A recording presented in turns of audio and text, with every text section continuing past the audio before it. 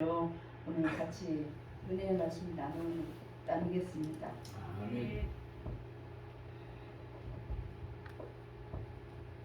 예수님은 공생의 사역의 마지막인 십자가를 향해 걸음을 내딛고 있습니다.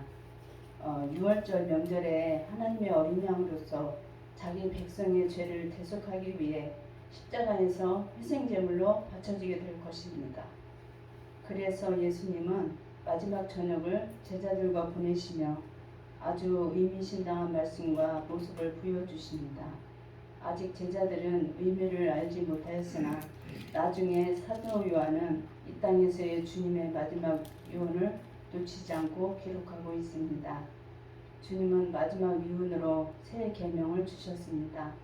오늘 우리는 이 새 계명 안에서 살아야 합니다. 어떻게 사는 것이 새 계명으로 사는 것인지 말씀을 통해 새 계명으로 은혜를 나누고자 합니다. 새 계명으로 사는 첫 번째는 끝까지 사랑하는 것입니다.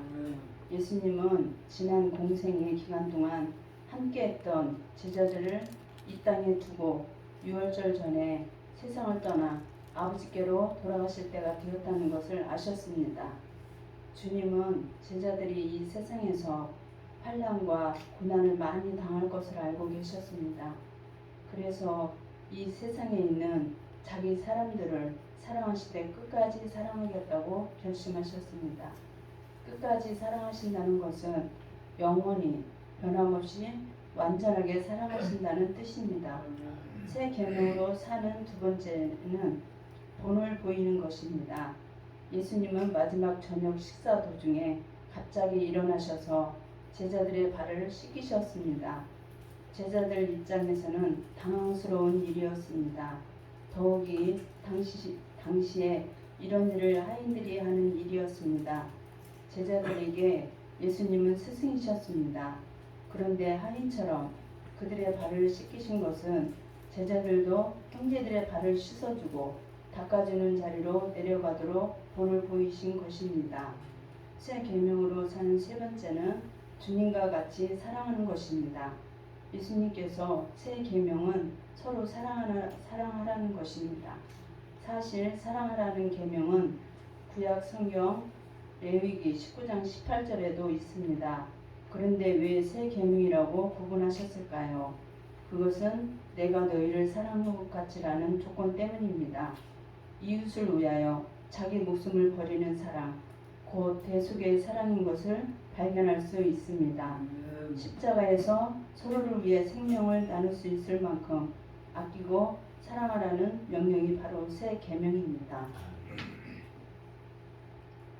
우리 성경에 믿음이란 말로 번역된 피스티스라는 헬라어는 신실함이라는 의미도 가지고 있습니다.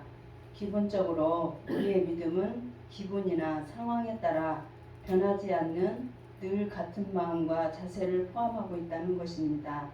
그렇기에 믿음에서 나오는 사랑은 늘 처음 같은 마음으로 함께하는 사랑이어야 합니다. 예수님의 사역은 기본적으로 본을 보이시는 것이었습니다. 그래서 사도 바울은 내가 그리스도를 본받는 자가 된 것 같이 너희는 나를 본받는 자가 되라고 말씀하셨습니다. 예수님을 따른다는 것은 본을 보이는 삶을 사는 것입니다. 머리로만 알거나 말로만이 아니라 실제로 그렇게 사는 것입니다. 예수님은 자신의 방식이 아닌 인간들의 입장에서 생각하심으로 십자가의 방법을 통해 당신의 사랑을 이루셨습니다. 우리 역시도 주님을 따르고자 한다면 상대방의 입장에서 상대를 공감하고 섬길 수 있어야 합니다. 그렇게 내가 아닌 다른 이가 중심이 된 사랑이야말로 주님의 제자된 증거인 것입니다. 기도드리겠습니다. 하나님 아버지, 우리에게 새 계명을 주심을 감사합니다. 아멘. 예수님께서 우리를 사랑한 것 같이 너희도 서로 사랑하라는 말씀하신 주님, 저희들도 예수님이 우리를 변함없이 끝까지 사랑하심을 본을 받아 서로 사랑하게 하시고 서로 사랑함으로써 모든 사람들이 우리를 보고 예수님의 참된 제자임을 알게 하여 주시옵소서. 아멘. 예수님의 이름으로 기도드리옵나이다.